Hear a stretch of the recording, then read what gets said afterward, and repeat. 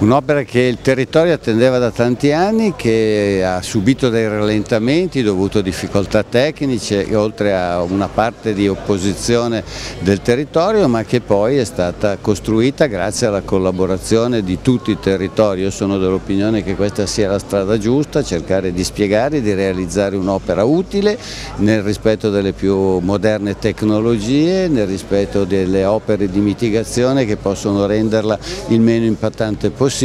ma la nostra regione ha bisogno di andare più veloce, ha bisogno di opere pubbliche più moderne, ha bisogno di rendere i nostri cittadini competitivi con il resto del mondo. Questa è un'opera che attendevamo da tempo, che attendeva non solo ovviamente Milano e il nord di Milano, ma attendeva in generale la Lombardia, perché con quest'opera chiudiamo sostanzialmente l'anello milanese di quelle che sono le infrastrutture e le opere autostradali, in particolare dando un'alternativa a quel tratto di A4 che è sempre congestionato. Quindi in realtà è un'opera per il milanese, ma per tutta la Lombardia e per tutti coloro che si muovono in Lombardia. Dicevo, un'opera attesa da tempo, con qualche ritardo oggi la inauguriamo, ma un'opera di valenza anche dal punto di vista architettonico, infrastrutturale altissimo. La galleria fonica in cui ci troviamo è un esempio di quanta attenzione e quanta modernità c'è stata nella progettazione e nella realizzazione di quest'opera. Quindi una galleria fonica che permetterà non solo di contenere l'inquinamento ambientale ed acustico di questo tratto di strada, ma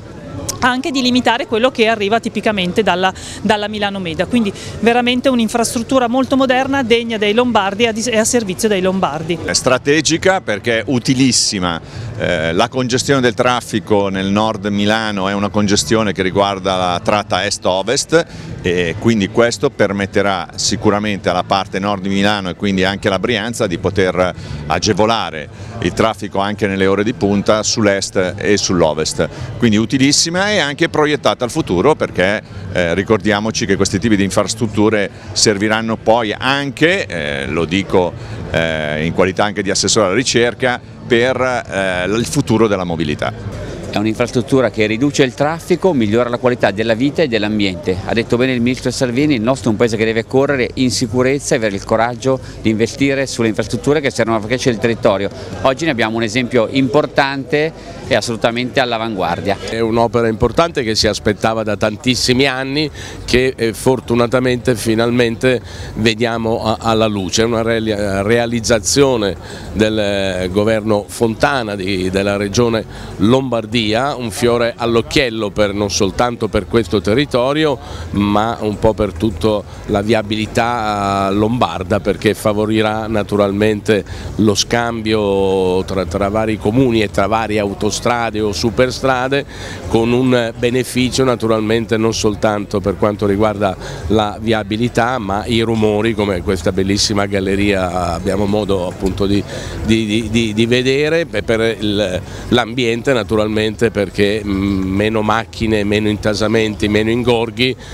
meno inquinamento va a prodursi. Quindi un'opera che va nel solco di questa amministrazione, che in questi 5 anni si è distinta per aver fatto venire alla luce molte opere che non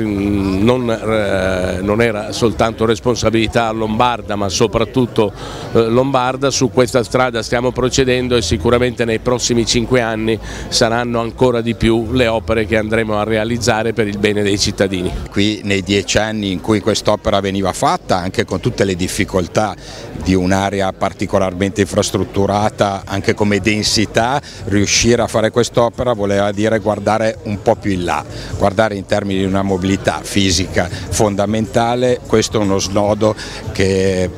prende milioni di macchine, allora pensare a una mobilità che viaggia più velocemente vuol dire anche meno impatto ambientale, perché qui normalmente le macchine sono in fila, sulla Milano Meda e sulla Romonza, invece le macchine che riescono ad andare vuol dire anche avere un minore impatto ambientale. Indubbiamente in questi anni è stato faticoso condividere con la comunità questa infrastruttura, trasferire che questa è un'infrastruttura di mobilità fondamentale, ma noi dobbiamo progettare una regione Lombardia che guarda al 2030 2030 e che ha tante infrastrutture di mobilità, come ho detto, sia fisiche che digitali, sia su gomma che su ferro, e quindi portare anche avanti gli altri progetti di mobilità urbana. Noi abbiamo 2 metrotranvie da portare avanti, una metropolitana da far uscire dal Comune di Milano, quindi questo è un pezzo di quella città metropolitana che non guarda solo alla città di Milano ma anche a tutti i suoi comuni dell'Interland.